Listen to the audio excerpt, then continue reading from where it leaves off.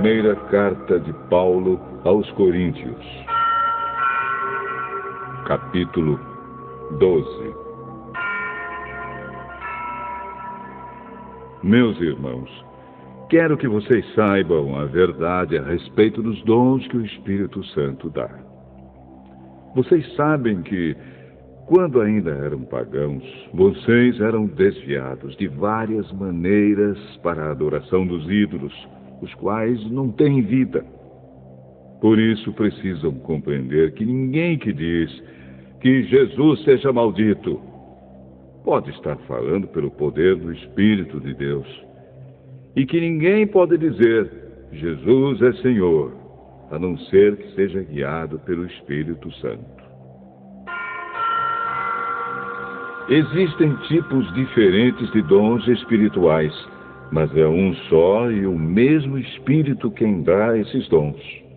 Existem maneiras diferentes de servir, mas o Senhor que servimos é o mesmo. Há diferentes habilidades para realizar o trabalho, mas é o mesmo Deus quem dá a cada um a habilidade para fazê-lo.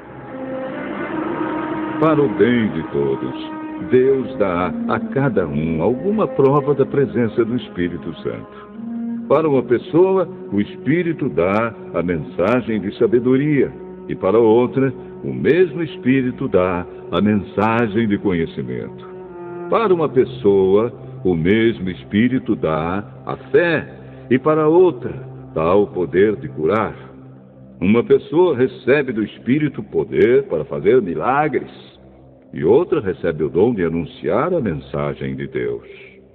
Ainda outra pessoa recebe a capacidade para saber a diferença entre os dons que vêm do Espírito e os que não vêm dele.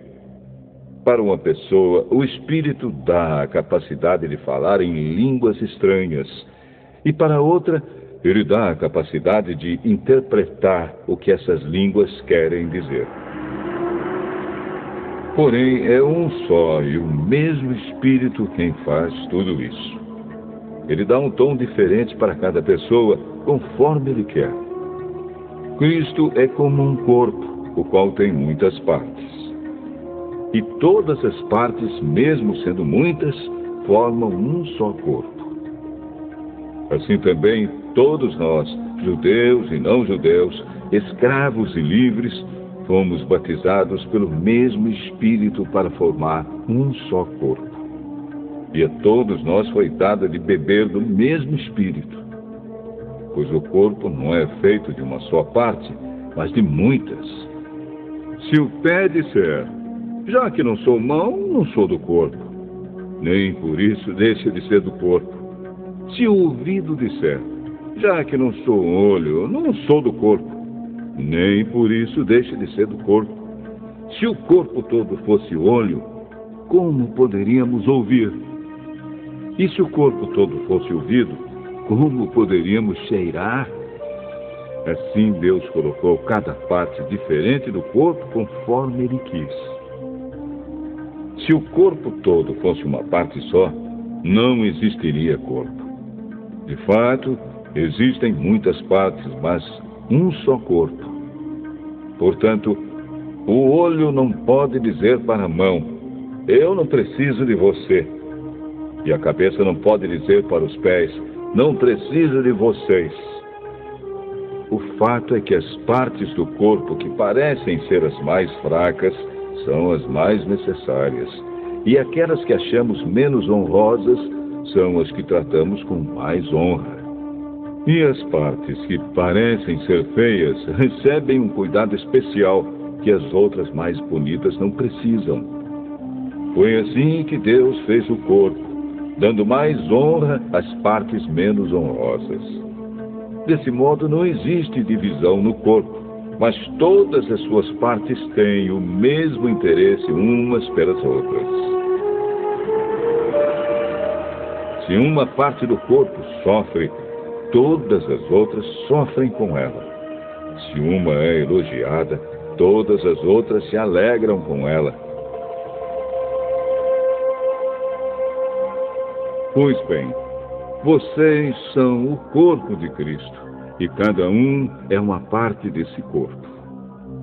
Na igreja, Deus pôs tudo no lugar certo. Em primeiro lugar, os apóstolos. Em segundo, os profetas.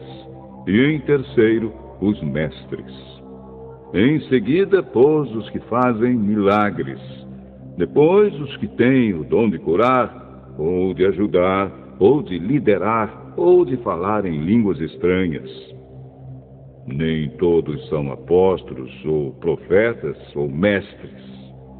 Nem todos têm o dom de fazer milagres, nem de curar doenças, nem de falar em línguas estranhas, nem de explicar o que essas línguas querem dizer. Por isso, se esforcem para ter os melhores dons. Porém, eu vou mostrar a vocês o caminho que é o melhor de todos.